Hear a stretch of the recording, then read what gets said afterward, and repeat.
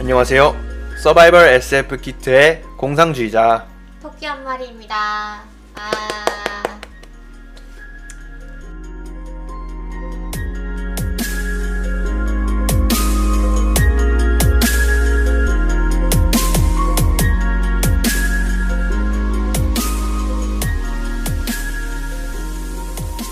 이제 2주 만에 보는데 굉장히 오랜만에 뵙는 것 같아요.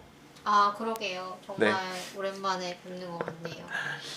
어떻게 지내셨어요? 혹시 독감 걸리지는 않으셨는지? 저는 감기균이 좀 있긴 했는데 네. 지금은 좀 많이 났어요. 독감은 아니었던 것 같아요. 네. 다행이네요.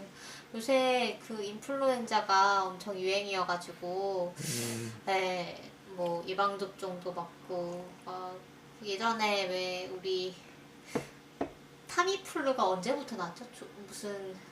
무슨 독감이었지 그게? 하여튼 무슨 독감이 그때 유행을 해가지고 그때부터 이제 타미플루라는 약이 나오고 요새도 독감 걸리면 타미플루를 처방받는다 그러더라고요. 그 돼지인가? 그건가요? 돼지? 조류? 는 아닐 텐데. 아닌 네. 것 같은데. 뭔가 그 되게 유행했던 네, 이상한 그 독감이 스페인 독감이었나? 아니요. 아닌가요? 어쨌든 이름이 있었던 것 같아요. 네, 네. 무슨 독감이 있었는데 그때 막 정말 걸린 사람은 격리되고 맞아요. 막 제 친구는 이제 학교에서 걸려가지고 집에를 갔어야 했는데 이제 대중교통에는 못 하겠는 거예요. 양심상 옮길까봐. 그래서 택시를 잡아가지고 가려고 했는데 택시도 잘 안 잡혀가지고 되게 고생했다고 들었어요. 어쨌든 간에 제가 왜 독감 얘기를 했냐면 네, 오늘 저희가 다뤄볼 게 SF와 게임이잖아요. 그렇죠. 네, 그래서 판데믹이 아니고 플라그 인코퍼레이션이라는 게임이 있어요. 이 게임은 신기하게도 우리가 바이러스가 되어서 게이머가 바이러스가 되어서 전 세계를 감염시키면 이기는 게임입니다. 네, 진화를 하면서 변이를 하면서 이제 감염시켰는데 예를 들면 사람들이 손을 전혀 안 씻거나 의사들이 막 일을 좀 안 하고 이러면은 감염시키기가 되게 쉬워요. 그래서 그게 이지 모드고 그 다음에 뭐 노멀 모드 이런 거는 사람들이 한 뭐 60%가 손을 씻는다. 그 다음에 의사들이 뭐 3일 교대로 근무를 한다 뭐 이런 거고 막 제일 어려운 거는 한 100%의 사람 99%였나? 뭐 한 그런 사람들이 손을 씻고 의사들은 엄청 열심히 근무를 하고 그 다음에 막 또 막 너무 극한 기후에 있는 너무 덥거나 너무 춥거나 이런 데는 감염시키기가 힘들고 또 뭐 선진국이면 감염시키기가 힘들고 뭐 이런 게 있어요. 그래가지고 그걸 적절히 잘 전략을 짜서 자기를 적절한 순간에 이제 변이를 시켜가지고 백신을 못 만들게 그렇게 해서 이제 퍼져 나가서 모든 인류를 감염시키면은 이기는 게임입니다. 그렇죠. 플레이그 인코퍼레이션이 이제 스팀이나 모바일로 있고요. 그렇죠? 좀 모바일로 많이 유행을 했었어요. 스팀으로는 유행을 많이 한 건 아니고 모바일에서 구글 플레이에서 아마 지금 검색을 하시면은 구입을 해보실 수 있고 저는 사실 그거는 안 해봤고 이전 버전이 있어요. 플래시 버전이 있거든요. 그거는 판데믹이라고 검색하면 나와요. 그거를 해봤거든요. 보면은 사실은 굉장히 약간 어디서 시작하느냐가 중요한 게임인데 맞아요. 그것도 봤어요. 보면은 마다가스카르 같은 경우에는 비행기가 없고 그 배만 왔다 갔다 할 수 있거든요. 그래서 바이러스가 전달되는 게 굉장히 어려워가지고 막 마다가스카르에서 시작하면 정말 좋거든요. 그래가지고 마다가스카르에서 시작할 때까지 계속 재시작 해가지고 깨고 그랬어요. 그렇구나. 그러니까 여러분 손을 잘 씻으셔야 독감에 걸리지 않습니다. 그래서 뭐 건강하시기를 이 방송을 들으시는 분들은 혹시 걸리셨다면 빨리 나으시기를 바랍니다. 그럼 오늘 저희가 게임이라는 주제에 대해서 여러 가지 얘기를 해볼 거잖아요. 그래서 사실은 게임은 공상님이 훨씬 저보다 많이 하시기 때문에 컨텐츠를 좀 준비를 하셨어요. 그래서 오늘 그 준비해 오신 걸 보니까 게임의 역사부터 좀 다루실 것 같더라고요. 사실은 게임의 역사를 뭐 길게 다루기는 좀 저희가 SF를 또 다뤄야 되니까 네. 어려울 것 같고 그래서 좀 간략하게 다뤄야 될 것 같아요. 네네. 그래서 저는 사실 고전 게임을 많이 해보진 않았거든요. 네. 제가 게임을 처음 접한 게 저는 옛날에는 플래시 게임을 많이 했어요. 고등학교 때는. 네. 저는 그 플래시 게임으로 방탈출 게임 같은 거 했던 네. 기억이 나요. 네. 저도 방탈출 게임 굉장히 좋아했고 제가 본격적으로 정말 게임을 즐기게 된 게 이제 하프라이프라는 게임을 통해서 하프라이프 정확히는 하프라이프 2하고 네. 당시에 포탈이 나왔었거든요. 포탈이 네. 2000 몇 년작이죠? 포탈이 그렇게 오래된 게임이었어요? 네, 포탈 굉장히 오래된 게임입니다. 저에게 3D로 하는 게임은 다 최근에 나온 게임이라서. 그럼 제가 먼저 저희 첫 게임들을 얘기를 해보자면 네. 저는 옛날에 도스에서 돌아가던 게임들이 있어요. 벽돌 깨기 뭐 이런 게 있었어요. 그 벽돌 깨기가 물론 이제 그래픽은 2차원 그래픽이지만 이제 3차원으로 좀 묘사를 해가지고 도트를 찍었는데 이제 3차원이었어요. 그래서 이제 그 모니터가 플레이어의 뭐 예를 들면 글러브 같은 거고 이제 여기에 그 공을 부딪혀가지고 저 플레이어 정면에 있는 벽을 깨부수는 그런 게임이었는데 그것도 되게 재밌었고 또 막 그때 당시 오락실 게임들을 이제 컴퓨터로 이식한 게임들이 막 많았어요. 팩맨이라던가 뭐 스트리트 파이터라던가 뭐 이런 것들이랑 그 다음에는 사실 제가 지금까지도 이제 베스트를 꼽고 있는 거는 파렌드 택틱스라고 RPG, 네, 전통 RPG 고전이죠. 네, 그게 생각이 나네요.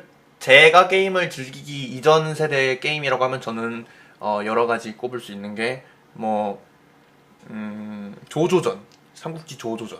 네. 아니면은 그 대항해 시대. 대항해 시대. 네, 뭐 아니면은 그 옛날에는 어드벤처 게임도 많이 있었거든요. 네. 포인트 앤 클릭이라고 해가지고 이렇게 클릭하면은 캐릭터가 이렇게 움직이고 또 아이템 같은 거를 클릭해서 찾아내는 그 2D의 네. 그 그림 당시에는 그래픽 같은 게 별로 안 좋았기 때문에 네. 그 역설적으로 그림을 굉장히 정성 들여서 만들었거든요. 네. 도트를 다 일일이 찍어가지고 그렇죠. 그림을 만들었대요. 그래가지고 그 옛날 게임 보면은 굉장히 지금 애니메이션 같은 거 보면은 배경 같은 거 막 대충 만들고 그러잖아요. 네. 그런 거 하나도 없이 모든 장면을 다 배경을 아주 정성 들여 만들었거든요. 네. 가지고 당시 어드벤처 게임들 보면은 지금 해봐도 굉장히 재밌는 작품들이 많아요. 제가 아는 거는 그림 판당고라는 작품이 있어요. 네. 그거는 제목은 들어봤는 거. 네, 옛날 작품인데 네. 지금 해보면 사실은 너무 어렵거든요. 정말요? 당시에는 또 어드벤처 게임이 엄청 어려웠어요. 오. 왜냐면은 사람들이 오래 즐겨야 되잖아요. 네. 오래 즐겨야 되니까 일부러 어렵게 만들고. 그러니까 이걸 만드는데 너무 힘이 드니까 네. 만든 거를 오래 즐겨라 뭐 네. 이런 거군요. 그렇죠. 그리고 약간 대중성보다는 매니악하게 다가가가지고 게임도 네. 일부러 어렵게 만들고 깨는데 좀 희열을 느끼게 하고. 그리고 당시에는 그 게임 잡지도 같이 많이 팔렸어요. 게임을 팔면서. 맞아요. 게임피아라고 네. KBS에서 네. 만드는 게임 잡지가 있었는데 제 동생 생일 선물로 이제 저희 어머니 친구분이 주신 거예요. 그래가지고 거기 부록 게임도 되게 충실하게 들어있었거든요. 네. 그래서 부록 게임도 정말 재밌게 있었던 것 같아요. 막 뿌요뿌요나 뭐 네. 그다음에 마도전기라 그래가지고 이것도 제가 되게 좋아하는 게임인데 그런 게임들이 거기 들어있어가지고 했었던 것 같아요. 그리고 또 당시에는 게임 잡지 보면은 그 설정이나 네. 그 공략 같은 것도 굉장히 자세히 나와 있잖아요. 맞아요. 공략집이 공략이 거기에 연재가 됐었죠. 네. 네. 그리고 뭐 프린세스 베이커도 이제 맞아요. 당시에 유행했던 게임이고. 네. 육성 시뮬레이션. 네. 네, 이런 작품들을 사실 제가 많이 해보진 않았고요. 네. 굉장히 옛날 작품인데 제가 이제 게임을 하게 된 거는 이제 막 3D가 이제 게임계로 들어왔을 때. 네. 근데 그때가 이제 아마 2000년대 한 중반쯤 됐을 거예요. 포탈이 나오고 이제 하프라이프가 나오고 그렇게 됐을 때 이제 게임을 즐기기 시작하여서 제가 본격적으로 게임을 사모게 된 거는 사실 대학교 들어와서부터거든요. 그러니까 사실은 많이 안 됐죠. 그렇구나. 제가 대학교를 2013년도에 들어왔으니까 5년이 됐네요. 이제 게임을 네. 본격적으로 즐기게 된 게. 저는 3D 게임 하면은 화이트데이. 아, 네. 화이트데이도 있죠. 네. 유명한 정말, 작품이죠. 네, 정말 우리나라에서 만든 게임 중에 게임성이 되게 좋은 그런 호러 게임이었는데, 그게 이제 손물이라는 회사에서 만든 게임이었는데, 그 불법 다운로드 때문이었던가 아니면 게임 자체에 버그가 많아서였던가 뭐 하여튼 모종의 이유로 그게 망하고 그 회사도 망했다는. 최근에 리메이크를 했죠. 네, 최근에 다시 발매가 되긴 했었어요. 리메이크를 했는데 네. 사실은 그 리메이크를 했는데 대부분의 뭐 그래픽적인 부분이라든가 해서 네. 개선된 게 하나도 없었어요. 네. 그래가지고 사실은 비판을 많이 받았죠. 음, 리메이크를 하면서. 네. 그래서 이제 최근에는 이제 스팀이라는 플랫폼을 통해서 거의 다 게임이 그렇죠. 나오잖아요. 네. 저는 사실 뭐 다른 사람들은 이렇게 부르는지 모르겠지만 스팀 시대 뭐 이렇게 부르고 싶거든요. 게임의 약간 스팀 시대다 이렇게. 스팀 말을- 시대가 네. 열렸군요. 그렇죠. 네. 그러니까 스팀이 플랫폼으로서 기능을 시작한 게 2008년인가. 그 전에는 이제 밸브사에서 스팀을 이제 운용을 하잖아요. 네. 밸브라는 회사가 있어요. 그 잠그는 밸브의 그 네네. 밸브인데 보면은 게임 같은 거 켜보면은 밸브 게임을 켜보면은 사람 얼굴인데 그 뒤통수에 이렇게 밸브가 달려 있다든지 아니면 눈에 이렇게 밸브가 달려 있는 그런 로고가 있거든요. 네. 네, 그래서 이제 그게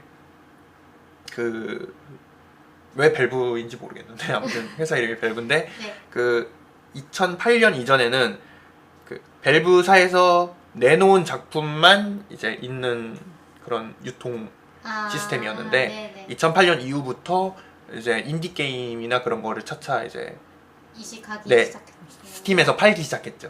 네. 그 후로 이제 지금은 거의 제가 알기로는 몇만 개가 넘는 게임이 있다고 알고 있거든요. 스팀에만. 호호. 최근에는 또 일본 작품 같은 경우도 많이 스팀에 들어왔어요. 그런 것 같았어요. 네. 맞아요. 옛날에는 그 일본 작품보다는 이제 미국이나 뭐 맞아요. 그 유럽 쪽의 게임이 많았는데 요즘에는 그 뭐 미연시 같은 경우도 일본에서 만드는 미연시 같은 경우도 이제 스팀에도 나오거든요. 그렇죠. 그다음에 네. 파이널 판타지도 봤어요. 네. 네. 가지고 이제 거의 스팀이 이렇게 잘 되니까 다른 데서도 많이 만들었어요. 이런 유통 플랫폼을 많이 만들려고 했어요. 예를 네. 들어 그 블리자드에서는 배틀넷을 만들었고요. 배틀넷이 스타에만 있는 게 아니었어요? 그쵸. 이제 원래는 스타크래프트 안에서 네. 온라인 게임을 즐길 수 있는 걸 이제 배틀넷 그 서버를 배틀넷이라고 부르다가 네. 그 몇 년 전에 이제 자기가 만들었던 게임을 전부 다 모아가지고 유통할 수 있는 그런 플랫폼을 만들었거든요. 그걸 이제 배틀넷이라고 이름을 붙였어요. 네. 거기 보면은 그 월드 오브 워크래프트랑 네네. 스타크래프트랑 디아블로랑 워크래프트 또 하스스톤 그리고 스스톤. 히어로즈 오브 더 스톰 히오스. 네, 그 작품 네. 그 게임 시공이 좋은 네. 게임. 그 6개 작품이 이제 배틀넷에서 이제 즐길 수 있는 거고 네. 또 다 유비소프트에서는 유플레이라는 또 시스템을 만들었고 네. 또 EA 게임즈에서도 하나 만들었거든요. 이름이 기억이 안 나는데 EA 게임즈가 피파 만든 거긴가요? 네 피파랑 심즈랑 심즈도 그 회사 게임이고. 네 심시티도 아마 거길 거예요. 네. 그 이제 EA 게임즈에서도 굉장히 공격적으로 마케팅을 했거든요. 그 스팀을 뛰어넘으려고.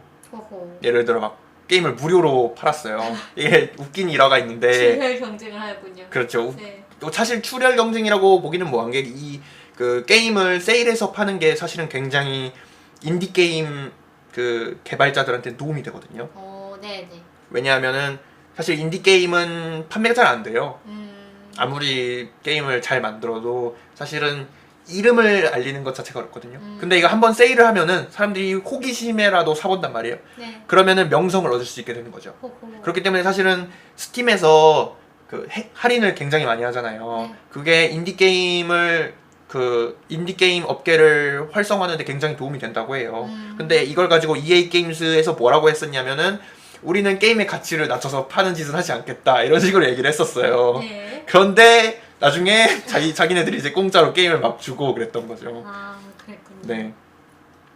그래가지고 그 보시면은 레이맨이라고 아세요? 레이맨. 네. 토끼 나오는 아닌가요?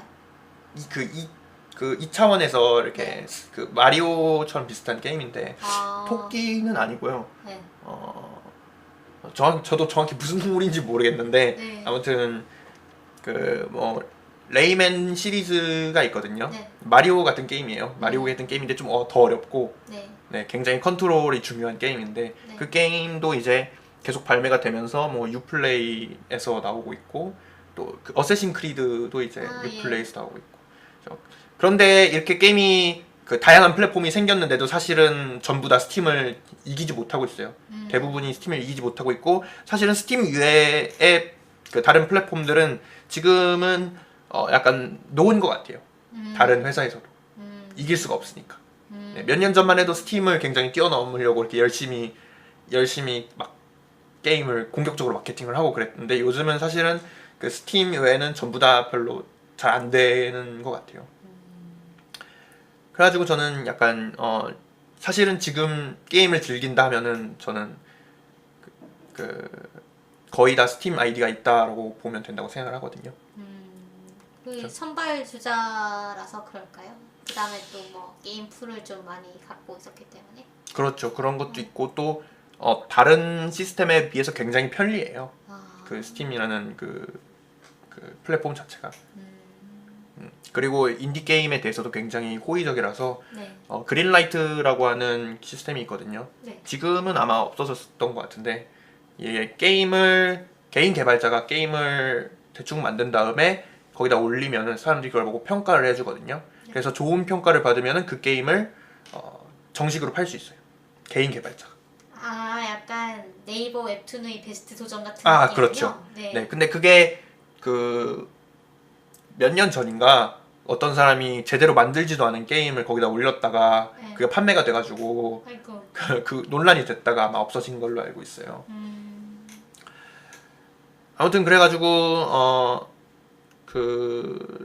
저는 이제 스팀 세대에서 게임을 즐긴 사람인데 사실은 SF하고 저하고 게임하고 또 떼놓을 수가 없는 게 제가 게임을 처음 접하게 된 게 사실은 그 포탈이랑 하프라이프가 둘 다 SF 게임이거든요. 네. 그래가지고 그 SF와 게임은 사실 SF 자체가 게임에서 봤을 때 굉장히 매력적인 주제죠. 왜냐면 일단 SF에서 그 스토리나 뭐 세계관이나 이런 것들을 떠나서 일단은 게임적으로 즐길 수 있는 요소를 만들기가 굉장히 편하거든요. 네. 예를 들어 무기, 네. 플레이어가 쏘는 무기 이런 거를 SF적으로 디자인을 해가지고 예를 들어 막 레이저가 나간다든가. 포탈에서는 포탈을 만들 수 있는 총이 있잖아요. 그렇죠. 그게 이제 그러니까 포탈이라는 게임에 대해서 좀 더 설명을 드리자면 퍼즐 게임인데 이게 어떤 게임이냐면은 그러니까 3D 퍼즐인데 벽에다가 총을 쏘면은 구멍이 만들어지죠. 그리고 다른 벽에다 또 총을 쏘면은 그 두 개의 구멍이 만들어지니까 그 두 개의 구멍이 연결이 돼가지고 한쪽으로 들어가면 한쪽으로 나오는 그런 문을 만들 수가 있죠. 그걸 가지고 탈출을 하는 그런 퍼즐 게임이죠. 그렇죠. 옛날에 저희 그 아직도 유효한 개념인지 모르겠는데 블랙홀이랑 화이트홀이랑 만들면 그 네. 사이에 웜홀이 생겨가지고 네. 블랙홀을 빨려 들어갔다가 화이트홀로 나올 수 있다 뭐 이런 얘기를 옛날에 들었거든요. 그러니까 뭐 좀 그런 걸 만드는 느낌이라고 생각하시면 될 것 같아요. 네. 그 보면은 그 포탈건 자체도 그 설계도 같은 게 있거든요. 네. 그러니까 정확하게 말해서 설정 같은 게 있거든요. 거기 보면은 소형 블랙홀이 들어가 있는 걸로 나와요. 아, 포탈건 그래요? 아니에요. 네. 그런 거구나. 그리고 그 하프라이프 같은 경우에도 사실은 이거는 불운의 작품 중 하나이기도 한데 아 왜요? 잘 안 팔렸나요? 아유 굉장히 잘 됐어요. 하프라이프 1 같은 경우에는 1998년작일 거예요 아마. 아, 그 보면 도트 게임 같거든요 굉장히. 아 그, 그래요? 그러니까 가짜 3D라고 하거든요. 네. 아 가짜 3D 둠이 이제 둠이란 작품이 있는데 네. 그게 몇 년도인지 제가 기억이 안 나는데 제가 여기 적어놨던 것 같은데 1993년 작품이네요. 네. 가짜 3D라고 하는 기술이 있는데 이게 뭐냐면은 말 그대로 진짜로 3D인 개체가 있는 게 아니라 3D인 개체를 이제 컴퓨터 안에서 추상적으로 만든 다음에 그거를 2D로 쏴가지고 화면에 보여주는 거거든요. 아 프로젝션을 해가지고. 네, 프로젝션 해가지고. 네. 그래가지고 캐릭터들이 보면은 그림자 같은 것도 별로 안 나오고 네. 그런 게 이제 가짜 3D거든요. 어... 이게 이제 1990년대 이전까지는 이런 식으로 3D 게임을 만들었어요.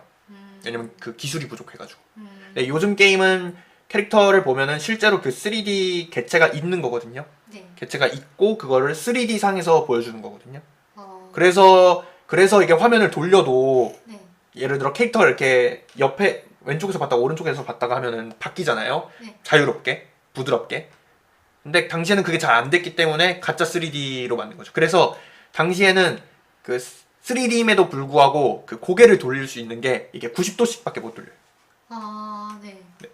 그래가지고 그 정 오른쪽을 보던가, 제가 정 동쪽을 보던가, 정 서쪽을 보던가 이런 식이거든요. 아 네. 근데 이제 그거를 처음 해결했던 작품이 이제 그 하프라이프. 제가 알기론 둠이 아마 가짜 3D였. 제가 둠 1은 안 해봤는데 하프라이프는 이제 당시에 3D FPS로 나왔던 게임이에요. 호호. 그래가지고 그게 이제 그 3D FPS의 시대를 열었어요.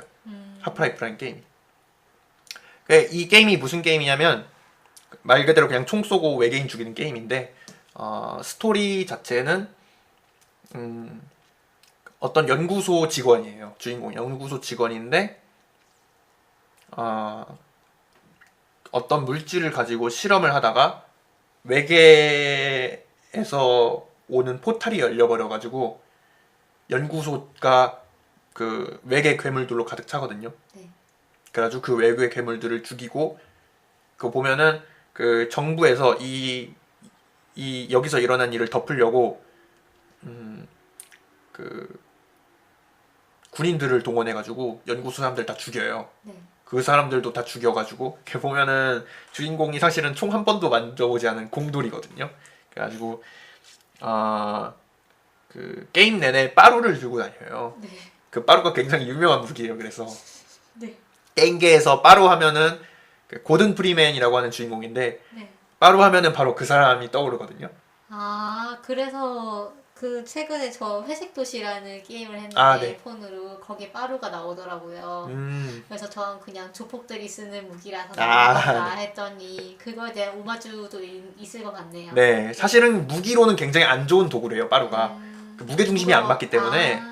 네, 그 보통 무기 하면은 그 때리는 쪽에 무게 중심이 실려 있어야 되는데 네네. 빠루 같은 경우는 전부 금속으로 돼 있잖아요. 그러게요. 그래서 굉장히 무겁고 비효율적이라고 하더라고요. 근데 게임에서 해보면은 굉장히 자유롭게 휘두르거든요.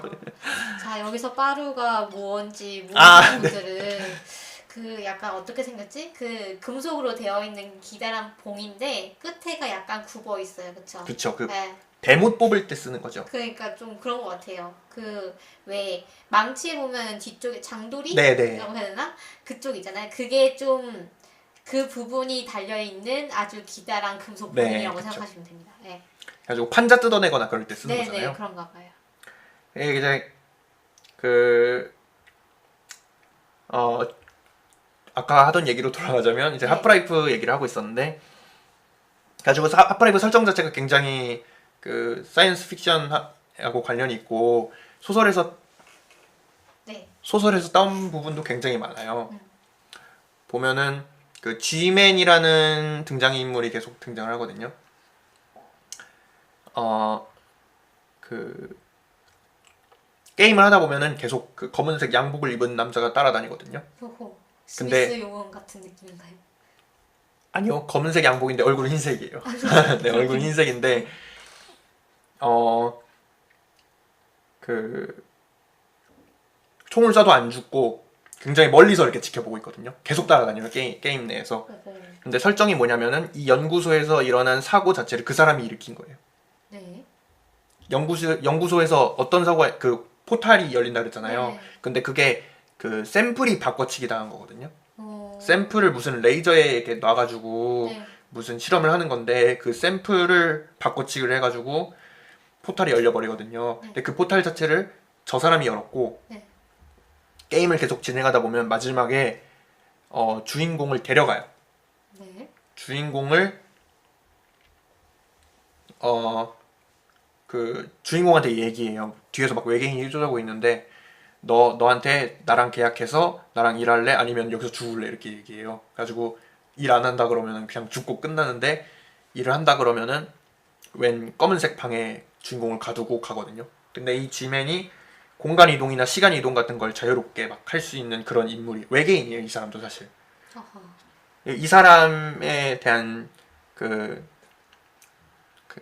안 밝혀진 점이 굉장히 많은데 이게 불운인 작품이 뭐냐면 하프라이프 2가 이제 나왔거든요. 하프라이프 2가 2000 몇 년작인지 기억이 안 나는데 2003년작인가 그래요. 하프라이프 2도 결말이 안 났어요. 근데 그 후로 하프라이프 3가 개발이 중단이 돼가지고 아이고. 그래가지고 이제 결말을 아무도 볼 수가 없는 그런 아. 상태가 돼버렸거든요. 그래서 이제 불운의 작품이라고 하는 거죠. 간혹 보면 만화나 소설이 작가가 요절하는 방향만에 결말을 볼 수 없는 경우가 있는데 그런 안타까운 사연이 네. 있었네요.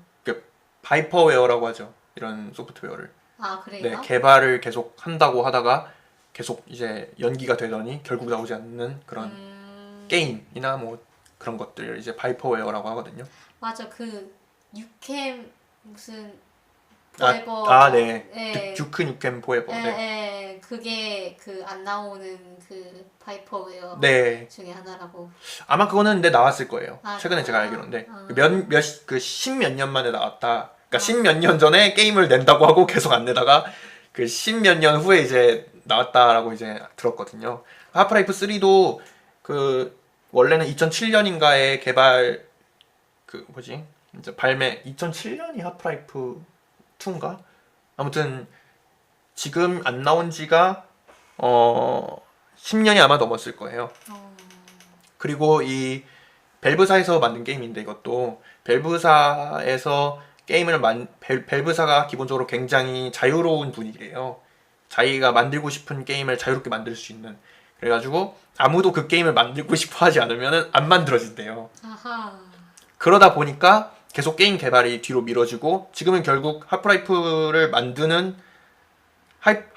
만들 때 참여했던 시나리오 라이터가 퇴사를 했어요. 아이고. 그러면서 이제 자기도 이제 하프라이프 3를 결국 못 끝낸 게 한이 돼가지고 인터넷에다가 자기가 구성했던 스토리를 올려버렸어요. 아. 그래가지고 완전히 이제 이 게임 개발이 끝났다. 더 이상 하프라이프 3는 기대하지 마라 이렇게 종결이 나버린 거죠. 어떻게 보면 굉장히 스토리 보면은 굉장히 공들인 부분이 많거든요. 네. 약간 그 떡밥도 굉장히 많고 호. 아까 G맨에 대한 것도 사실 아무것도 밝혀진 게 없었거든요. 네. 하프라이프 2에서도 보면은 계속 따라다녀요. 하프라이프 1과 하프라이프 2의 시간 차이가 한 10몇 년이 돼요. 그래 하프라이프 1은 그 연구소에서 탈출하는 과정이고 하프라이프 2는 이미 지구가 외계인의 식민지가 돼버린 상태이거든요. 그런데 사실 주인공이 마지막에 그 어두운 공간에 갇힌다 그러잖아요. 그런데 그 하프라이프 2의 출발이 거기서 나오는 거거든요. 그러니까 시간 이동을 한 거죠. 그렇죠? 그러네요. 그래가지고 굉장히 안 밝혀진 부분도 굉장히 많고 그 재밌는 설정도 많거든요. 예를 들어 그 하프라이프 2 안에서 또 이제 콤바인이라고 하는 외계인 적이 등장하는데 이 왜 콤바인이라고 부르냐면은 이 외계인들이 하는 일이 뭐냐면은 그 외계 종족을 침략을 해가지고 그 외계인이 가지고 있는 좋은 DNA 같은 것들을 뽑아내서 자기 종족에 흡수하는 DNA를 그리고 외계 종족은 노예로 부리는 그런 종족인데 그 종족이 이제 지구를 점령한 거거든요. 전 우주에서 다 콤바인이라는 종족이 모든 종족을 노예로 부리고 있었거든요. 어허. 그런데 이제 그 주인공인 고든 프리맨이 이 콤바인의 기지로 들어가가지고 부수고 포탈을 타고 탈출하거든요. 네. 근데 포탈을 타고 탈출하는 도중에 문제가 생겨가지고 그 7일을 뛰어넘어요. 일주일을 뛰어넘어요. 그러니까 포탈을 타고 나올 때 일주일이 흐른 거예요. 네. 마치 눈을 감았다 떴는데 일주일이 지난 거죠. 네. 그 보면은 그런 기술 자체를 이미 G맨은 자유롭게 사용하고 있던 거죠. G맨은 이제 몇십 년을 이제 뛰어넘어가지고 그 고든 프리맨을 가뒀다가 꺼내고 그래가지고 보면은 고든 프리맨이 아까 G맨이 사실은 그 콤바인에 대응하는 어떤 그 혁명군의 어떤 간부인데 고든 프리맨을 끌어들이기 위해서 그러니까 지구에 있는 고든 프리맨을 이 사람이 이제 무슨 그 콤바인에 대항할 중요한 열쇠라고 생각해서 일부러 지구에 그 사건을 터뜨렸다라든가 막 그런 추측도 있었어요. 허허. 약간 터미네이터랑 비슷한 느낌이네요. 음. 얘를 보호하기 위해서. 그런가요? 약간 그런 어쨌든 타임리프라는 설정과 네. 그다음에 반항군 뭐 이런 설정 같은 게 네. 네, 약간 보면은 들었어요. 그 외에도 많은 게임들이 사실 SF하고 굉장히 관련이 많아요. 예를 들어 제가 나중에 소개할 소마나 네. 아니면은 뭐 폴아웃 시리즈 같은 경우 폴아웃은 이제 아예 우리 지구와 다른 과학 기술을 가진 지구를 상정하거든요. 거기서는 이제 전자기 기술이 별로 발전하지 못했고 그 방사능이나 그런 것에 대한 기술이 엄청 많이 발달해가지고 아하. 그 사람들이 맘대로 방사능을 섭취해요. 호호. 그리고 몸에서 방사능을 빼낼 수 있는 기술도 있어요. 라드 어웨이라는 약품이 등장하는데 게임 내에서 그거를 섭취하면은 방사능 수치가 줄어들어요. 몸에 있는. 오, 신기하네요. 그런 세계 자체를 가정을 한 다음에 거기서 핵전쟁이 나면 어떻게 됐을까? 요거를 이제 가정을 하거든요. 거기서는 이제 중국이랑 미국이랑 핵전쟁을 벌여가지고 미국 본토에 핵이 엄청 많이 떨어져가지고 보면은 게임 내에서 엄청 거대한 바퀴벌레 같은 게 등장하거든요. 참고로 여기서 폴아웃이라는 게 네. 우리말로 낙진입니다. 아, 그렇죠. 네. 방사능 낙진을 의미하는 거죠. 네, 그래서 이 게임 이름 자체가 이제 네, 그렇죠. 그 핵전쟁과 관련이 있다는 거를 상징을 하고 있죠. 아, 그 주먹만한 바퀴벌레 그거 거기서도 봤는데 저기 제가 이 방송 준비하면서 네. 그 60세컨즈라는 아, 게임을 했거든요. 그래서 거기서도 이제 그러니까 핵전쟁이 일어나서 주인공이 이제 그 지하 쉘터로 이제 대피를 해가지고 살아남는 생존 게임인데 거기서 이제 방사능을 맞고 돌연변이가 된 주먹만한 바퀴벌레들이 막 출몰을 해가지고 그 바퀴벌레 약이 없으면 걔네랑 같이 살아야 되거든요. 그래서 어쨌든 네.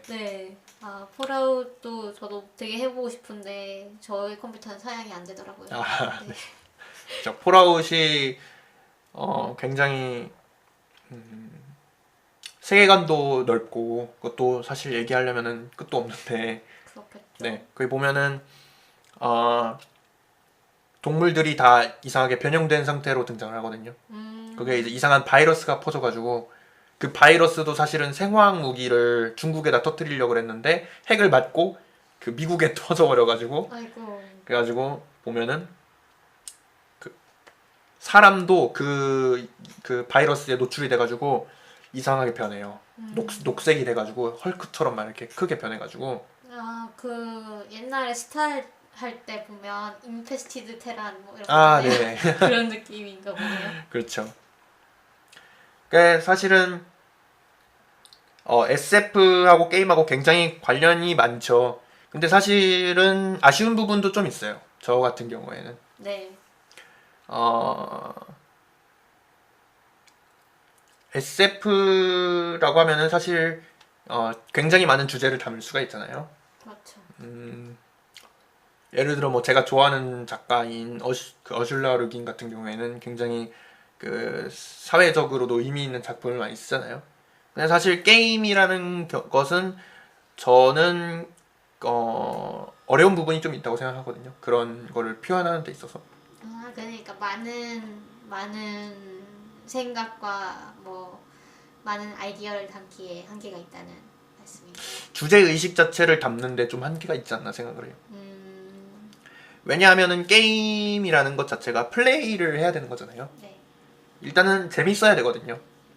플레이어가 플레이를 할 수 있어야 되고, 그 플레이어가 플레이를 한다는 게 뭐냐면은 게임 자체의 스토리가 진행되는 게 거기에 플레이어가 간섭을 해야 되는 거잖아요. 네. 만약 플레이어가 간섭을 할 수 없고 스토리가 계속 이어진다면 그건 사실 게임이 아니죠. 그렇죠. 그냥 소설이죠. 네, 소설이나 영화죠. 네. 그렇기 때문에 그 플레이어라는 어떤 그 개체를 상정해서 그 사람이 감정이입할 수 있는 어떤 컨트롤할 수 있는 대상을 주거나 아니면은 그 플레이어가 모든 상황을 조작할 수 있는 환경을 줘가지고 그거에 따라서 스토리가 흘러가도록 만들어야 되기 때문에 사실은 스토리를 만드는 데서도 이미 한계점이 있는 거죠. 네, 오히려 그런 거를 활용을 해서 멀티 엔딩 뭐 이런 게 나오기도 하잖아요. 그렇죠. 네. 근데 사실 멀티 엔딩이면은 주제 의식을 싣기는 더 어렵죠. 하긴 그럴 것 같아요.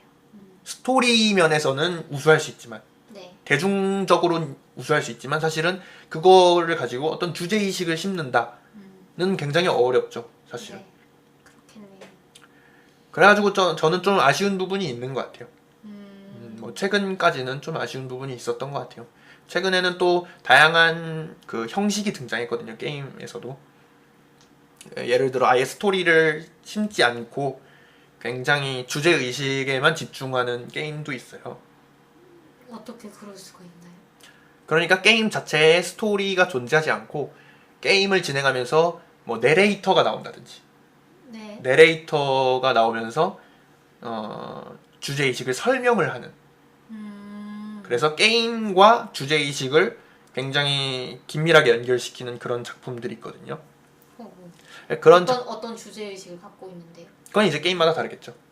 예를 들어 위트니스라는 작품이 있어요. 네.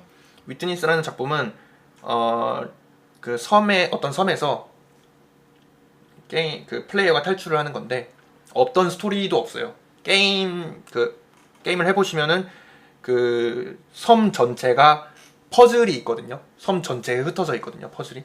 그냥 수도쿠가 100개가 있다고 생각하시면 돼요. 게임 안에. 네. 그 수도쿠를 풀어야만 섬에서 나갈 수 있거든요. 그런데 이 퍼즐을 풀어보시면은 굉장히 직관적으로 디자인이 돼 있어가지고 퍼즐을 설명을 해주지 않아도 이게 어떤 퍼즐인지 설명을 해주지 않아도 풀면서 자연스럽게 익힐 수 있게 돼 있거든요. 그리고 그 섬 내에서도 잘 뒤져보면은 섬 안에 강연이 있어요. 네. 강연을 녹화해 놓은 걸 게임 안에 넣어놨어요. 보면은 그 에듀케이션에 대한 강연 이런 거거든요. 네. 안다는 건 무엇인가 이런 거거든요. 어떻게 사람은 그 패턴을 파악하는가. 그래가지고 게임 자체가 인간이 어떻게 패턴을 파악하는가에 대한 주제를 담아놓은 게임이에요. 그거에 대한 퍼즐만 넣어놓은 거죠. 네. 어떤 설명도 하지 않고 당신이 이 퍼즐을 풀 수 있다라는 걸 보여주기 위한 그런 게임인 거죠. 호호. 어떤 스토리도 존재하지 않아요 그때. 그리고 또 베네포디의 게팅 오버라는 게임이 있거든요. 그 게임은 이제 발매된 지 얼마 안 됐는데 그 게임은 주인공이 그 망치를 가지고 그 산을 오르는 게임이에요. 쓰레기로 된 산을 오르는 게임인데 이것도 어떤 스토리도 있지 않고 그냥 이유 없이 산을 올라요. 네. 그런데 이게 굉장히 어려운 게 그 컨트롤이 굉장히 어렵고 저장이 되지 않기 때문에 그 항아리 게임 네, 말씀하시는 맞아요. 항아리 거예요? 게임이에요. 아, 그 항아리 게임이 되게 인기라고 들었어요. 그걸 막 네. 이제 그 실황 중계를 하시는 분들이 저장이 안 돼가지고 그렇죠. 정말 높이 올라가는데 이게 실수로 한번 이제. 삐끗하면은 완전 처음. 그 막 소리 지르고 아, 그것도 보면은 그 B급 게임에 대한 오마주와 그 도전에 대한 그런 그 인간의 도전에 대한 욕구 그런 거를 담아낸 게임이거든요. 어떤 스토리도 존재하지 않지만 굉장히 주제 의식을 깊게 가지고 있는 게임이에요. 내레이터가 이제 실수를 할 때마다 계속 내레이터가 얘기를 해요. 막 이제 플레이어의 용기를 북돋아주기도 하고 아 너는 여기까지 해냈다 막 이러고 아니면 놀리기도 하거든요. 네 실수한 거 가지고. 그리고 이제 게임을 계속 진행하면서 내레이터가 이 게임을 만들면서 자기가 무슨 생각을 했는지 게임은 무슨 게임에 대한 오마주가 있고 B급 게임이란 무엇인지, 왜 쓰레기로 된 산을 만들고 거기를 올라가는 것을 만들었는지, 그 쓰레기의 산이라는 것이 사실은 그 B급 게임에 대한 그런 그 묘사거든요. 그러니까 B급 게임이라고 하면은 그 B급 영화라고 하잖아요. 네. 굉장히 그 예산이 적게 들어가고 아마추어틱하고, B급 게임도 이제 비슷한 그런 류의 게임을 이루는 건데, 쓰레기를 그냥 모아놓는다고 게임이 되진 않지만 그 쓰레기를 모아놨을 때 어떤 교묘한 방식으로 그거를 연결시키면은 막 새로운 게임을 만들어내고 그것이 B급 게임이라는 장르를 완성한다, 막 이런 식으로 이제 설명을 해요, 게임을 하면서. 네. 그런 주제의식 자체를 게임하고 이제 연결을 시키는 거죠. 그러니까 어떤 소설이나 영화는 어떤 스토리를 통해서 주제를 드러낸다면, 게임은 그 게임의 형식 자체라든가 플레이하는 방식이라든가 이런 걸 통해서도 이제 주제의식을 그렇죠. 드러낼 수가 있겠네요. 스토리를 가지지 않으면서 게임성 자체로만 주제의식을 전달할 수도 있는 거죠. 그렇겠네요. 네. 그 최근에 소마를 제가 특히 소개를 하고 싶었던 이유가 뭐냐면, 저는 굉장히 소마가 스토리도 그렇고 가지고 있는 어떤 그 주제의식도 그렇고 게임성도 그렇고 세 개를 굉장히 잘 연결시킨 작품이라고 생각을 했거든요. 그래서 그 오늘가 정확히 말하면 이번 방송에서는 소개해드릴 건 아니죠. 네, 다음 방송에서 아마 방송에서 소개를 한번, 해드리게 될 것 같은데. 네. 를 해주면 될 것 같아요. 사실 저는 이제 말씀하시는 것처럼 그러니까 게임이 사실 뭐 근데 또 스토리가 중요한 요소이기도 하잖아요. 네, 게임에서. 그렇죠. 그래서 저는 사실 그 게임 속에서 노가다를 하거나 네. 이런 거에 대해서 인내심이 좀 없어가지고 내가 왜 게임 놀려고 이 게임을 하는 건데 왜 노동을 하고 있어야 되나 이런 생각이 들어서 게임을 잘 못하고요. 근데 스토리는 되게 많이 즐기는 편이거든요. 그래서 되게 그 스토리 쪽 극단으로 간 것이 비주얼 노벨이라는 게임이 있어요. 네. 네, 그게 그야말로 그냥 노벨, 그러니까 소설인데 소설을 게임화 해놓은 거예요. 그래서 뭐 가끔씩 이제 선택지가 있어가지고 플레이어가 선택지만 고르면 그 선택지에 따라서 또 스토리가 진행이 되는 뭐 이런 식으로 해서 어떤 게임성은 이제 최대한 낮추기는 했지만 이제 스토리에 주로 집중을 하는 그런 게임이 될 것 같아요. 그래서 사실 이 게임은 미성년자가 하면 안 되는 게임이지만 일본 게임 중에 사야이 노래라는 게임이 있어요. 니트 플러스라는 곳에서 나온 게임인데 우로부치 겐이라는 지금은 애니메이션 각본가로 활동하시는 분이 스토리를 쓰신 게임이거든요. 이분이 좀 결말을 뭐라 해야지? 시공창으로 만들기 되게 유명한 분이에요. 그러니까 뭐 예를 들면 정말 매력적이던 캐릭터를 단번에 죽여버린다거나 아니면 정말 꿈도 희망도 없는 엔딩을 낸다거나 이런 걸로 유명하신 분인데 이 사야의 노래가 약간 SF적으로 좀 SF적인 요소가 있다고 생각을 했던 건 필립 K. 딕을 우리가 저번에 얘기를 했을 때 필립 K. 딕이 어떤 내가 지금 보고 있는 게 현실인가에 대해서 질문을 많이 던졌잖아요. 어떤 내가 알고 있는 진실은 절대적인 것인가 뭐 이런 거에 대해서 많이 질문을 던졌는데 이 게임에서도 좀 약간 비슷한 질문을 뭐 좀 그렇게 깊이 있게 던지진 않지만 그게 좀 중심 주제이기도 하거든요. 그러니까 간단히 소개를 해드리자면 주인공이 어느 날 이제 사고를 통해서 뇌에 손상을 입어요. 그래서 이 세상이 모두 엄청 징그럽게 보이는 거예요. 예를 들면 뭐 벽이나 뭐 복도 뭐 이런 게 되게 그 괴물의 내장 속처럼 막 보이고 네. 사람들도 막 완전 촉수 달린 괴물로 보이고 사실은 그냥 인간인데 그렇게 보여요. 근데 어느 날 그런 정말로 그 미쳐가는 속에서 아주 예쁜 여자아이를 하나 발견해요. 근데 그 여자아이는 사실은 괴물인 거예요. 그러니까 괴물이라서 이제 그 사람한테는 반대로 보이는 거네요. 네. 인간으로 보이는 거죠. 그래서 그 여자애와 이제 사랑에 빠지고 그래서 그 여러 가지 엔딩이 있는데 이제 그 여자의 그 모든 세상을 다 이제 깨끗하게 만들어주겠어, 아름답게 만들어주겠어라고 하면서 그 여자의 그 생물, 괴 생명체의 포자를 이제 전 세계에 터뜨려서 전 지구를 그런 괴물로 뒤덮고, 그러니까 물론 자기 눈에는 아름답게 보이겠죠.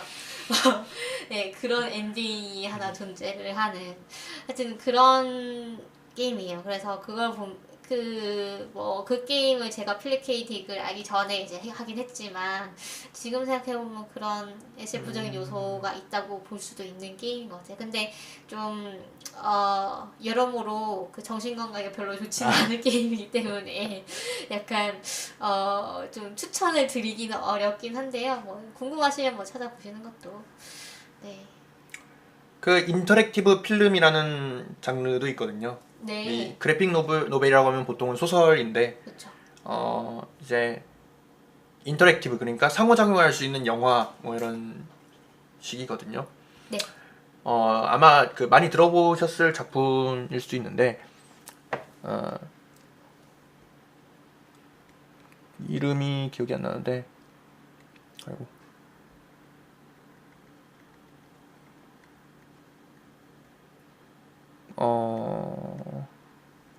네, 공상님이 열심히 필기를 뒤지고 계십니다.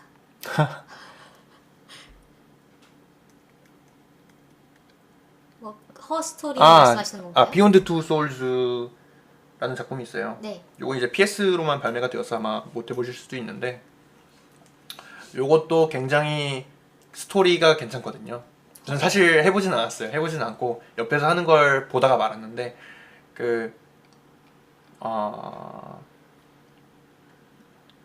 요것도 이제 주인공이 초능력을 가지고 있는데 그게 뭐냐면은 귀신을 다룰 수가 있어요. 다른 차원에 있는 어떤 존재를 부릴 수가 있어. 사실 부릴 수 있는 건 아니고 둘이 약간 그냥 티격태격하는 그런 사이로 나오는데 그러니까 부릴 수 있는 건 아니고. 페르소나랑 비슷한 느낌인가요? 페르소나요? 페르소나라는 게임이 있는데 이제 그거는 그러니까 어떤 영령을 소환을 해가지고 걔를 부려가지고 싸울 수가 있거든요. 실체가 있진 않아요. 그렇죠. 얘도 뭐 아무 실체가 그러니까 투명해요. 투명하고 네. 벽을 통과할 수도 있고 네. 그 막 이제 물건을 건드리거나 막 그러니까 약간 최근에 나온 그 드라마 혹시 보셨나요? 뭐죠? 기묘한 이야기. 아니요. 기묘한 이야기 안 보셨어요? 네. 스트레인지 띵스. 네. 거기 보면은 주인공이 뒤집힌 세계라는 이제 다른 차원에 있는 존재에 감염이 돼가지고 정신이 연결돼요. 네. 그런 느낌이에요. 그러니까 자기 정신이 어떤 미지 차원에 있는 어떤 존재하고 연결되어 있는 느낌? 그리고 그 존재가 내 몸을 통해서 현실 세계에 좀 영향을 줄 수 있는. 근데 제가 그 애한테 말을 걸 수는 있지만 통제하진 못하고 부탁은 할 수 있는 거죠. 이거 해줘 막 이런 식으로. 뭐 빙의 되는 그런 건가요? 그 존재가 나한테? 그래서 그 존재가 아니요, 빙의 되는 건 아니에요. 네. 그러니까 떨어져 있어요, 실제로. 떨어져 있는데 약간 뭔가 연결되어 있는? 정신적으로 연결이 돼 있다고요? 아니요, 연결되어 있다기보다는 그러니까 대화를 할 수 있어요. 얘하고만 대화를 할 수 있어요. 네. 그러니까 약간 얘가 이 세계의 통로 같은 역할을 하는 거죠. 네. 그래가지고 걔하고 연결되어 있는 거죠, 그 통로로. 네. 그리고 서로 얘가 이제 현실 세계에 영향을 줄 수 있고. 근데 이게 이 세계의 문을 누가 잘못 열어가지고 이 주인공이 닫는 그런 뭐 스토리인데. 네. 그것도 이제 SF적인 어떤 요소가 있긴 하죠. 약간 판타지에 좀 더 가깝긴 하지만 또 보면은 굉장히 사실은 게임이라고 부르기는 좀 민망한 게 할 수 있는 게 이제 싸우다가 예를 들어 뭐 타이밍 맞춰서 방향키를 누르기 이런 거가 다거든요. 게임을 하다 보면은 어떻게 보면 그냥 상호작용할 수 있는 영화에 더 가까워요. 이런 작품도 있고 또 은하수를 여행하는 히치하이커를 위한 안내서 혹시 아시나요? 네, 네. 그것도 이제 그래픽 노블로 있어요. 아, 인터넷에 찾아보시면은 플레이할 수 있는 영어라서 좀 네, 어렵긴 한데 그런 그래픽 노블로 나와 있거든요. 아, 그 얘기를 하시니까 생각나는 게 있어요. 그 옛날에 좀 우리나라 영화 중에 망작 중에 성냥파의 소녀의 네. 재림이라고 혹시 아시나요? 네, 들어봤어요. 네. 그 영화가 나왔을 때 물론 영화는 폭망이었지만 그 영화를 베이스로 해서 웹 베이스 게임이 있었거든요. 플래시 게임이 있어가지고 이제 플래시 게임을 막 이렇게 약간 퍼즐 풀듯이 막 이렇게 하면은 그 다음 스테이지로 넘어가서 영화 내용이 약간 나오고 그 다음에 또 뭐 뭔가를 풀 수 있고 이런 식으로 돼가지고 되게 나름 재미있게 만든 그런 게임이 있었어요. 그래서 네, 어릴 때 그걸 좀 재밌게 했던 기억이 나네요. 음, 저희가 굉장히 많이 얘기를 했는데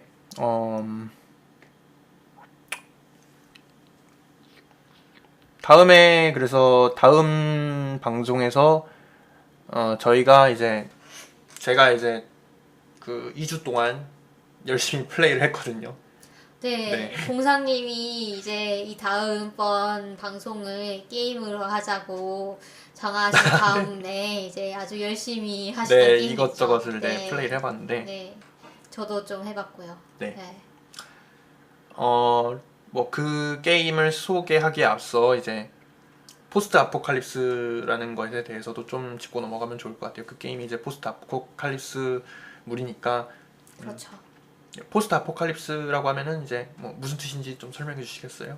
아, 포스트 아포칼립스라는 거는 이제 세계가 한번 망하고 망한 다음의 뭐 네, 이야기죠. 예를 들면 아까 말씀하신 폴아웃도 대표적인 포스트 아포칼립스물인데 뭐 핵전쟁 이후의 그렇죠. 세계를 다룬 것들이 대표적인 그런 작품일 거고 뭐 하여튼 모종의 이유로 뭐 인간 세상이 되게 망해버리 이후의 네, 세계를 일컫는 얘기입니다. 그래서 뭐 어떤 생존 기술이라던가 생존 전략 같은 게 좀 중요하게 여겨지는 경우도 있고 아니면 또 뭐 예를 들면 완전히 우리가 사는 세계의 이 사회 구조라던가 사회라던가 뭐 이런 것들이 붕괴된 다음에 리셋이 되면은 어떤 세계가 만들어질 것인가, 어떤 세계가 구성되고 어떤 식으로 사회가 만들어지고 어떤 권력 구조가 네. 발생할 것인가, 뭐 이런 거에 대한 사고 실험의 그런 수단으로서도 이런 장르가 이용되는 것 같아요. 매드맥스 네, 네가 이제 대표적인 포스트 아포칼립스물이죠. 그렇죠. 포스트 아포칼립스물은 인간 사회가 붕괴됐기 때문에 이제 다양한 이제 그 인간 군상을 좀 표현할 수가 있고 뭐 도덕이라던가 이런 게 붕괴된 그런 모습도 잘 보일 수가 있죠. 그런 것들 사이에서도 또 이제 인간성이라는 그런 주제도 좀 잘 드러낼 수가 있죠. 그 도덕과 인간성이 어떻게 또 연결되는가 이런 것도. 그렇죠. 이렇게 망해버린 세계에서조차 살아남는 어떤 인간적인 특질은 네, 무엇일까? 뭐 그렇죠. 이런 얘기를 할 수도 있죠. 뭐 그 핵전쟁뿐만 아니라 예를 들어 좀비도 이제 자주 등장하죠. 그렇죠. 예를 들어 바이러스가 퍼져가지고 네, 많은 사람들이 좀비가 됐고 그래서 일부 살아남은 사람들이 이제 고군분투해서 뭐 네. 살아남는다 뭐 이런. 그 워킹 데드 시리즈가 있잖아요. 드라마로도 유명한 워킹 데드에서는 사실은 실제로 그 사람이 좀비가 되는 게 아니라 시체가 좀비가 되는 거거든요. 아 그런 거예요? 워킹 데드 게임에서는 그렇게 묘사가 돼요. 음, 드라마를 안 봐서 모르겠는데 네. 그렇기 때문에 그 게임을 하면은 병원 같은 데서 굉장히 이제 바이러스가 먼저 퍼졌고 사실은 게임상에서 등장하는 모든 사람들도 이미 바이러스에 감염된 상태이기 때문에 죽자마자 좀비가 된다 이런 식으로 묘사가 나와요. 아 네. 그렇구나. 네. 이미 감염이 됐고 그게 이제 그 뭐라 그러지? 활동만 안 하는 상태이기 아 때문에 잠복기에 네, 있는 거고 네, 이제 죽자마자 활동을 시작하는 거군요. 네, 그렇죠. 뭐 그 외에도 이제 월드워 Z도 이제 맞아요. 네, 그거는 소설로도 굉장히 재밌거든요. 아 그래요? 네, 맞아 소설 원작이었죠 그게. 네. 음. 사실은 뭐 그 사이언스 픽셔널하게는 좀 되짚어 볼 만한 점은 없긴 한데 월더 제트가요? 네. 왜요? 뭐 사실 그 굉장히 무리인 설정이 많아요. 그래요? 네, 예를 들어 저 바다 깊은 곳에도 좀비가 있다라든지 어... 바다 깊은 곳에서도 좀비가 막 움직이고 있다. 왜냐면 수압 때문에 사실은 못 견디거든요. 네. 아, 네. 그리고 예를 들어 그 폭탄을 맞아도 막 죽지 않는다. 뭐 이런 무리인 설정들이 좀 있어요. 사실은 보면은. 그리고 또 소설을 읽어보면은 사실 군대가 굉장히 무능한 걸로 나오거든요. 네. 그 좀비가 퍼졌을 때 그걸 막지 못하고 막 전 세계가 굉장히 그 감염이 되는데 그걸 막지 못하고 좀비와 이제 무기를 가지고 싸움을 하는데 그걸 잘못해가지고 막 다 패배하고 정부가 굉장히 그리고 무책임한 걸로 나오거든요. 근데 이제 읽다 보면 굉장히 갸우뚱한 부분도 많아요. 이 군대랑 싸우는데 왜 좀비가 이기지? 이런 생각도 좀 들고 왜냐면은 막 그 소설 읽어보면은 막 미사일을 쐈는데 좀비들이 하나도 죽지 않고 막 기어오고 이러니까 그죠? 뭐 그 나름의 설정이 있는 게 아닐까요? 그렇죠. 뭐 그렇겠죠. 네. 아 저는 월드워 제트는 영화로만 봤는데 거기서 네. 되게 인상 깊었던 장면이 거의 마지막 클라이막스에 가면 이제 주인공들이 어떤 약을 가져오기 위해서 어떤 실험실에 들어가야 돼요. 네. 근데 그 실험실에 좀비가 된 사람들이 막 돌아다니고 있거든요. 그래서 그 좀비들을 피해서 실험실에 들어가야 되는데 그 사람들 실험을 하다가 그 대학원생들 그 연구원들이 이제 좀비가 되어서 영원히 그 속에서 돌아다니게 되는 거예요. 그래서 그걸 보면서 얼마나 짠했는지. 아, 네. 그 부분이 되게 기억에 남고, 또 저는 그, 나는 전설이다? 그, 네. 네, 그 영화도 좀비 영화잖아요. 그것도 네. 좀 되게 재밌게 봤던 것 같아요. 그것도 이제, 처음에는 그 좀비들을 막 죽이다가, 나중에는 그 좀비들도 어떤 자기 딸을 지키려고 하고, 뭐 이런 습성을 가지는 걸 보고, 아, 얘네를 그냥 이제 처분해야 할 대상으로 가야 되는 것인가, 뭐 이런 고뇌를 하는 주인공이. 네. 근데 그 감독판하고 극장판하고 굉장히 결말이 달라요. 그러니까 아마 그렇다면서요? 감독판을 보셨을 거예요. 아, 그런가요? 네. 아, 그 극장판에서는 그렇게 안 끝나거든요. 극장판에서는 어 그냥 탈출하거든요. 네. 어떻게 탈출하는지 제가 기억이 안 나는데 어, 딸이 아니라 아내일 거예요. 제가 알기로는. 어, 그러니까 사실 거기서는 뱀파이어가 아니라 좀비가 아니라 뱀파이어인 걸로 나오는데 아마 이름이 뱀파이어인 걸로 나올 거 아닌가? 좀비라고 나오나? 아무튼 기억이 안 나는데 어쨌든 이 뒷부분은 영화를 보시는 네. 분들의 즐거움으로 네. 보죠. 이게 결말이 다르기 때문에 네. 극장판보다는 좀 감독판을 보시는 게 낫지 않을까? 사실은 또 호불호가 갈리거든요. 두 결말이 다. 아, 네, 그래요? 극장판을 좋아하시는 분도 있고 감독판을 좋아하시는 분도 있고. 저는 감독판이 나왔던 것 같아요. 네. 그러고 뭐, 그러면 이제 저희가 다음 편에서, 다음 이제 서바이벌 SF 키트에서 그 소마라는 네. 게임 네. 아까 공상님이 정말 열심히 플레이하신 소마라는 게임과 그 다음에 제가 플레이해본 그 60 세컨즈라는 게임 네. 하고 또 뭐 얘기하려고 했죠? 하프라이프였나? 근데 오늘 했는데 그쵸? 뭐 폴아웃에 대해서 더 얘기를 해도 될 것 같고요. 네, 뭐 그럼 그 외에도 많이 게임을 해보고 싶은데 사실 게임이란 것 자체가 플레이 타임이 너무 길어가지고 그러니까요. 네. 아, 소마도 엔딩을 보는데 제가 한 10시간 정도 걸렸거든요. 10시간이면 엄청 빨리 하신 거 아니에요? 근데 사실 엔딩하고 중간에 퍼즐 같은 거 좀 알고 있는 부분이 있어가지고 좀 빨리 했는데 오, 되게 빨리 하셨네요. 아마 엔딩을 모르시면은 좀 더 오래 걸리지 않을까 싶어요. 한 아. 16시간 정도 걸리지 않을까요? 네. 저는 그래서 소마를 그냥 공략 뭐라 그러지? 그 중간중간 시네마틱 영상만 이어붙여가지고 줄거리식으로 소개해주는 유튜브 영상만 봤거든요. 네. 근데 그래도 되게 재밌더라고요. 네. 그 아주 그 예전에 저희가 그 그 김초엽 작가님 모시고 마인드 업로딩에 대한 얘기를 했었잖아요. 네. 그래서 그 마인드 업로딩에서 쟁점이 될 만한 문제에 대해서 다루고 있는 아주 굉장히 재미있는 게임. 미묘하게 건드리죠 그 문제들. 그렇죠. 네. 네. 그래서 그 다음 편이 아주 재밌을 겁니다. 네, 그러면 저희는 오늘 이렇게 SF와 게임에 대해서, 그러니까 게임의 SF적 성격과 그 다음에 이 게임이 SF적 주제의식 같은 거를 전달하는데 어떤 장점이 있고 또 단점이 있는지 네. 이런 거에 대해서 살펴봤고요. 그 다음에 다음 시간에는 저희가 그 포스트 아포칼립스 SF 게임 중에 몇 개를 좀 더 깊이 뭐 좀 더 자세히 소개를 해보도록 하겠습니다. 네. 그럼 오늘 들어주셔서 감사하고요. 다음 주에 봬요. 네, 감사합니다. 감사합니다.